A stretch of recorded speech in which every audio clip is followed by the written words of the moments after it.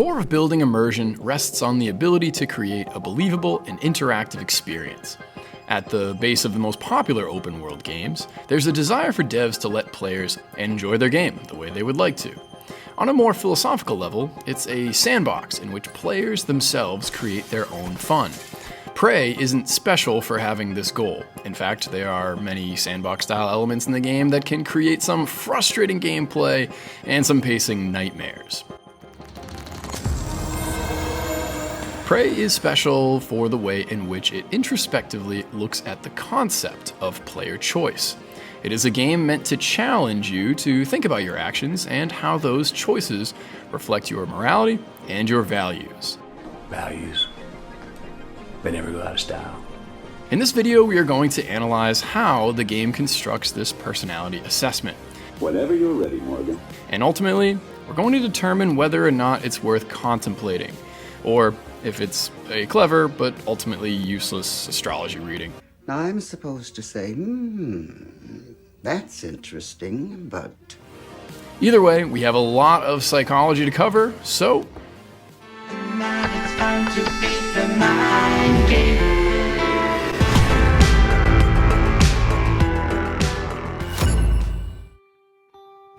The opening hours of Prey are loaded with the game's central psychological themes. We have illusions, as in things aren't quite what they appear. Evaluations. I'm going to show you a series of questions. Pick the answer that makes the most sense to you. And humanism. Simmons? Mine's not exactly what Tina brought down. Did you double check? Speaker's still on. We'll start by looking into the multiple choice test near the start of the game, as the questions are crucial to understanding what the game is trying to do. This scene is presented as an evaluation to see if someone is fit for a space program of some kind. It's a little ominous. But subliminally, the questions are about the game itself, both story and gameplay. And these questions draw significantly from different schools of thought. Let's have a look into the first question. All good? Great. Let's begin. It's asking where you would like to go on vacation. And thanks to some basic awareness skills, because you are in fact playing a first-person shooter game, you know that there's more going on here. A question like this is very reflective of the first factor of the Big Five, or the five-factor model of personality. Developed in 1980 by psychologists Robert McCrae and Paul Costa, this model describes 5 basic trait dimensions and forms the basis of many personality surveys. Carl Jung would be happy if this question were a window into whether or not you are more extroverted or introverted. I particularly had a difficulty with certain teachers. But going somewhere new or familiar more directly winks at a person's openness or ability to try new things. Whenever you're ready, Morgan. The most popular personality test that is supposed to reveal this is the infamous Myers-Briggs Type Indicator, possibly the most criticized yet fascinating way of measuring people on 4 of the 5 core personality types. The MBTI was developed by a mother and daughter duo of Catherine Briggs and Isabella Myers in 1944. It was designed with the aim of helping military officers quickly identify which roles soldiers would best be suited for, and it was pretty widely used. They harmlessly borrowed most of their ideas and inspiration from Carl Jung, but both Isabella and her mother were not psychologists, and even after countless reforms and versions of the test, the Myers-Briggs is still considered by most to be pseudoscience at best. The saying goes, and has been proven over the years, that if you take the test on one day and then again on another, you could receive completely different results. Well, it proves one thing, Mr. Hooper. It proves that you wealthy college boys don't have the education enough to admit when you're wrong. Okay, so why then is this so widely used in job interviews, and what's its purpose in this game? Well, the question is hinting at the perceiving/judging portion of the MBTI and the multiple gameplay options throughout the game. Regardless of your answer, the game plans to test you on the validity of the option you chose. And later, it recovered the Leitner connectors. They were of no practical use. Yes, the game plans on doing this for all of the questions, but this particular question is reflected in the quote-unquote play your way aspect of the game. If you selected that you would be going somewhere familiar, then based on that response, you'd best get comfortable using the same weapons and attempting the same solutions to the problems the game will throw at you. However, now we're in behaviorist territory. That comes a bit later, so we'll return to this theme in a bit. Back to the test. The next question is much more strange. The way this is phrased, asking how the player feels about something, would have made much more sense if it were asked in an interview format. Listen, just be yourself. On my first playthrough, I absolutely hated this question. The problem is there's no context. You're not sure what it is you've done or whether or not you've actually committed the alleged crime. At first glance, going from vacation destinations to this seems pretty out of place. How do you feel? Well, sir, I feel like a slice of butter melting on top of a big old pile of flapjacks. But the genius behind this question is that it's about memory, another central theme in the game. Morning, Mr. Yu. This question is designed to measure how a person's environment influences their mood. Psychologists break it down like this. Your mood or feeling about something is most often influenced by 3 factors. First, there's genetics. Then, cognition, basically the way that you think about certain things, or internal factors, whatever you want to call it, and external factors, like situations or what's on the news. Based on that, it's tempting to say that you know the answer, right? Clearly, it's situations and the environment. Like, I watched the news and now I'm depressed about everything. But that's not actually true. Studies have shown that external factors only make up around 20% or so of our personalities. The rest is a split between what's inherited, culture, and cognition. I'd wager most players probably answered A or B here and didn't think much of it, like I first did, only later to answer C by the end of the game. You're just not yourself. Then there are the train questions, and now we're full steam ahead into the ethics, morality, and values portion of the test. Just for some quick clarification, because these terms are often used interchangeably, ethics are right versus wrong, morals are good versus evil, and values are a person's principles and what they stand by.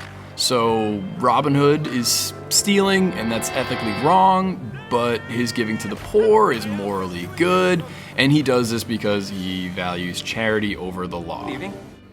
Hopefully that makes some sense. Anyway, we have a question here about the good of the few versus the good of the many. Kinda. It's also a question about how people react to the knowledge that they may have blood on their hands. We're asking for your permission to kill 3 men.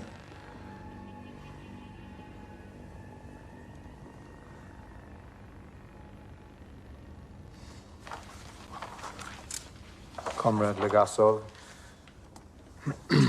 all victories inevitably come at a cost.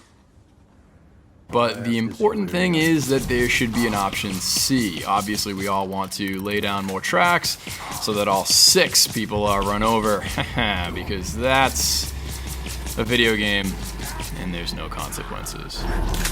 The train question is a test to see how people see themselves, as a hero or as a bystander. Throughout the game, you have the opportunity to save people on board the ship. Ironically though, by saving people, you may inadvertently cause the destruction of Earth. Why it didn't say that you know who the one person is, like say they're a loved one or Neil deGrasse Tyson or something, versus not knowing the other 5 people is potentially much more interesting. I'm sorry. I wish there was another way.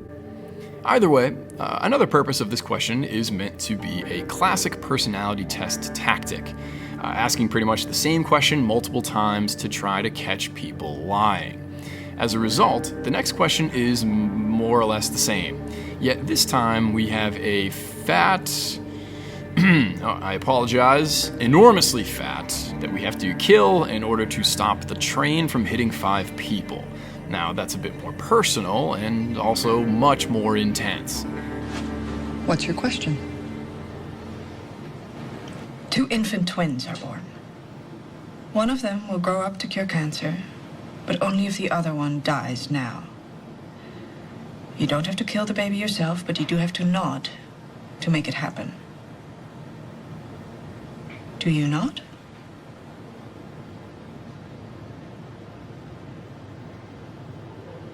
If I nod, how will the baby be killed? Will it suffer, or is it going to be quick and painless?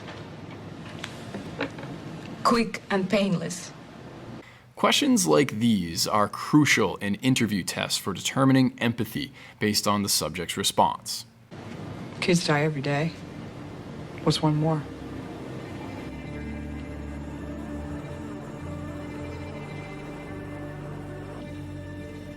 In the context of Prey, you'll have the opportunity to save people as mentioned before, but now you're offered the insight into whether or not you should based on their qualities.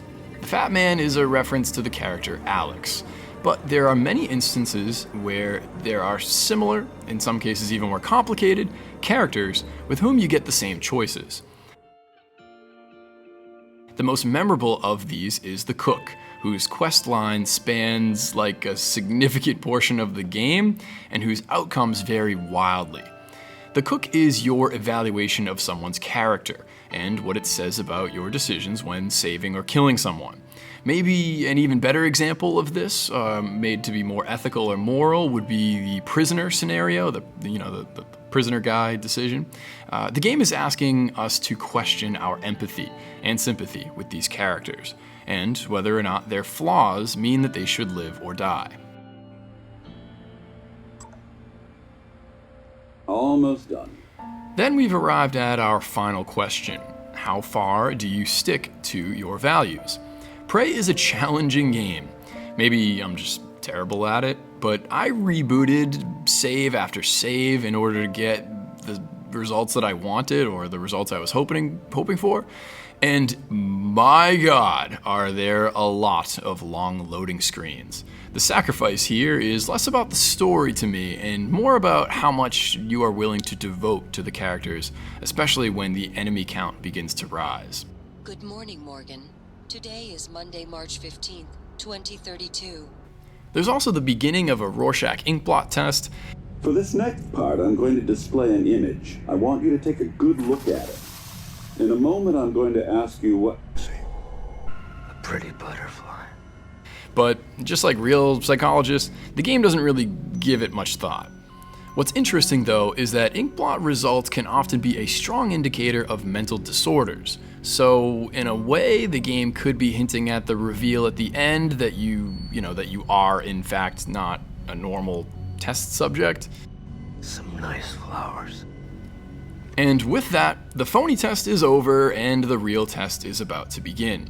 One that is much more behavioral, as the game observes your actions when in the same situations. The problem here is the same problem that behavioral psychologists face when conducting personality assessments. How does a person's behavior change based on the knowledge that they are being evaluated? Prey attempts to get around this by not making their shocking twist at the end so obvious throughout the game. In fact, there are very few clues. But Prey wants you to immerse yourself and just play the game, not thinking about how it will affect the ending. Excellent. One problem solved, but countless more have just opened up. Let's return to the first question now with a more critical lens. Once again, this question and how it's reframed in the game is supposed to reveal the player's openness. So, does it actually? Well, in my playthrough, I did use the same solutions to problems often. My true nature must be that I'd pick a vacation spot that is more familiar then. Wow, the game knows me better than I know myself. Except I'd still argue no. I explored the ship constantly and read more emails than I can count, traveling off the beaten path in the process. Wait, I also reloaded saves and didn't embrace change. No. I did that because I didn't want to lose the quest line out of the fear that I'd be missing something. Take a look at this. Jesus Christ, that right there is the man. Perplexing stuff at the same time. Similar issues can be applied to instances like the cook and the prisoner.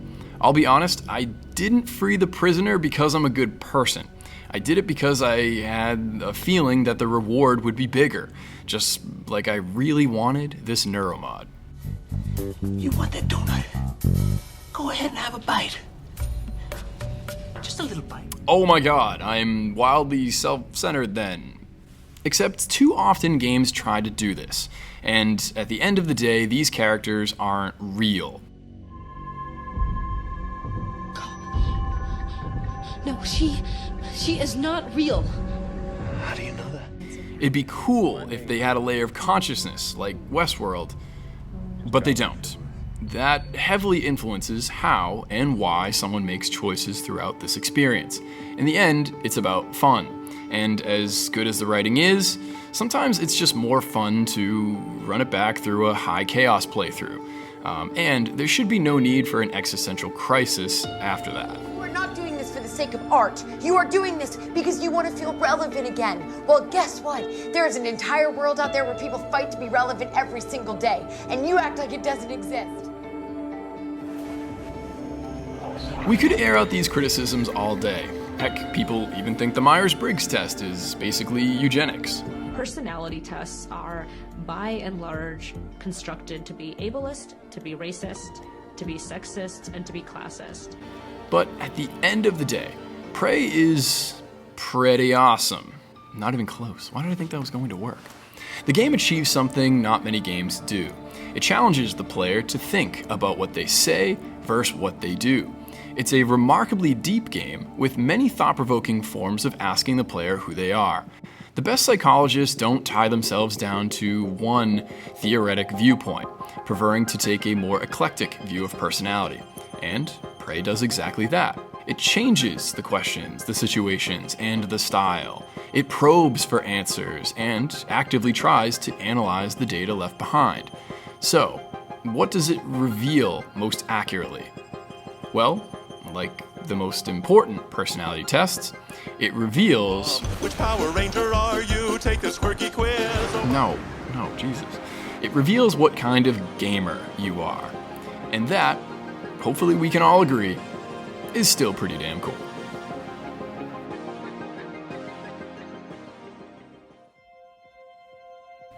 Thanks again, everyone, for diving into Prey with me. If you're interested in any of the animations, any of the effects that I made, you can check out this link here where I'll walk you through how to create your own versions of something similar. And as always, thanks again.